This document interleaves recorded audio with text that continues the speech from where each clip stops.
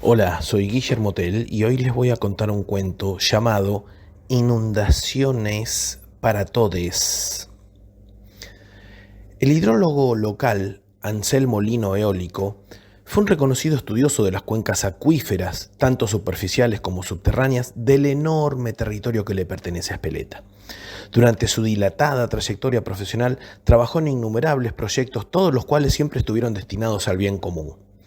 A pesar de no ser empresario, fue indudablemente uno de los primeros impulsores de lo que luego sería llamado responsabilidad social empresaria, ya que obligaba a todos aquellos que contrataban sus servicios a que de ninguna manera omitieran el bienestar de todos por sobre el de unos pocos. Sin embargo, y sin temor a equivocarnos, podemos decir que su mayor ambición y lamentablemente mayor frustración fue el proyecto que no por alocado dejaba de ser bueno, de la redistribución de inundaciones. Dado que la tecnología existente durante el periodo de su vida no permitía controlar el clima, las vicisitudes del mismo debían ser simplemente soportadas.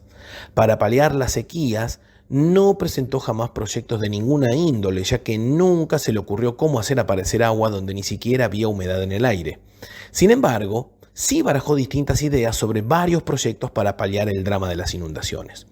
Por supuesto, nunca pensó en hacer desaparecer el agua en exceso, sino que lo que pensó fue en trasladarla a otro lado. La idea de mover el agua de más hacia otra parte no era nueva, pero lo que sí era nuevo era la forma en la que se haría dicho movimiento. Impulsar agua para llevarla a otro lado no es difícil si colocan bombas con la potencia necesaria, pero la cantidad de agua a mover en el caso de una inundación es de una magnitud tal que no habría dispositivos eléctricos que alcancen y además generarían un consumo energético enorme.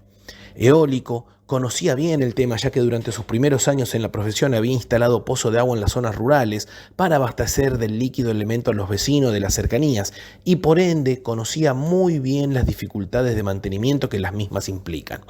Amén de que los vándalos no se afanaran los equipos que quedaban solos en el medio del campo. Teniendo en cuenta las complicaciones inherentes a la utilización de bombas eléctricas, la idea de Eólico era bastante simple: utilizar solo equipos muy baratos y que usen solo energías renovables. Para eliminar las inundaciones, solo hacían falta caños enterrados, molinos de viento y la curvatura del planeta. Según su diseño, instalando una red de cañerías enterradas y con cierto desnivel estipulado, el agua se podría trasladar solo por gravedad. Está claro que de esta forma el agua siempre va para abajo, pero ¿hasta dónde?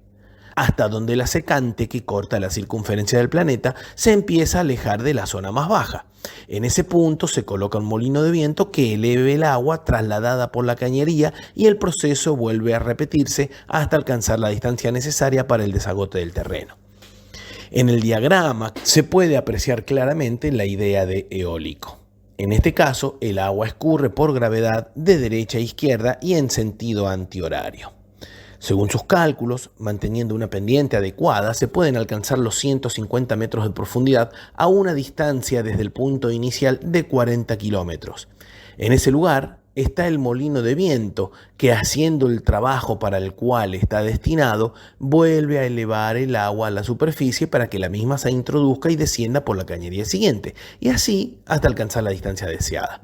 Por supuesto, como nadie puede saber dónde será la próxima inundación, habría que diseñar una red de caños y molinos que abarque una superficie de terreno amplia, de manera tal que la misma esté presta para entrar en acción cuando las circunstancias lo requieran. De acuerdo a este esquema, con una cuadrícula de molinos instalada cada 40 kilómetros, se pueden abarcar superficies muy vastas con muy pocos equipos. En una hipotética disposición de 10 molinos de frente por 10 molinos de fondo, o sea, 400 kilómetros por 400 kilómetros, tendríamos cubierta un área de 160.000 kilómetros cuadrados, un área enorme que queda protegida de las inundaciones con muy poca inversión en forma de molinos y caños. En el dibujo anterior, el agua será escurrida en un sentido determinado, en este caso de derecha a izquierda, pero ¿y si la inundación estuviera sobre el lado izquierdo y fuera necesaria pasarla al derecho? Para este caso eventual, las disposiciones de los caños no permitiría escurrir el agua deseada, por lo que para evitar este inconveniente sería necesario tener caños con la pendiente en sentido inverso. El esquema anterior quedaría entonces invertido y el agua podría ser drenada en sentido horario.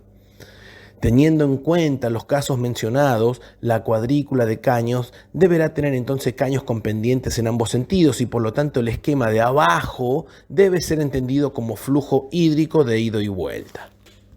La idea original era colocar la entrada de los tubos en bajíos naturales, zonas que de acuerdo a las características propias del terreno sirvieran como depositarios habituales de las aguas de manera que las lluvias fluyeran hacia allí de manera normal. Los caños deberían estar tapados mientras no eran usados para que los mismos no se llenaran de basura y alimañas.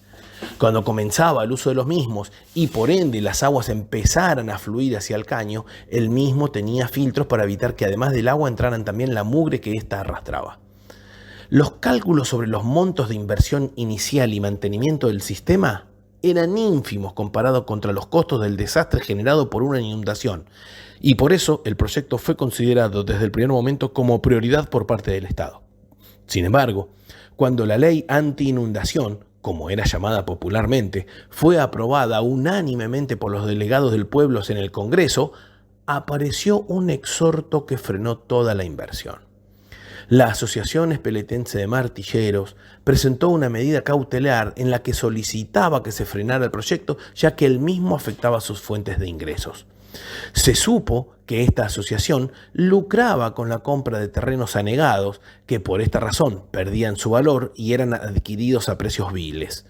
Posteriormente, eran vendidos como tierras extraordinarias a incautos que pretendían convertirse en terratenientes.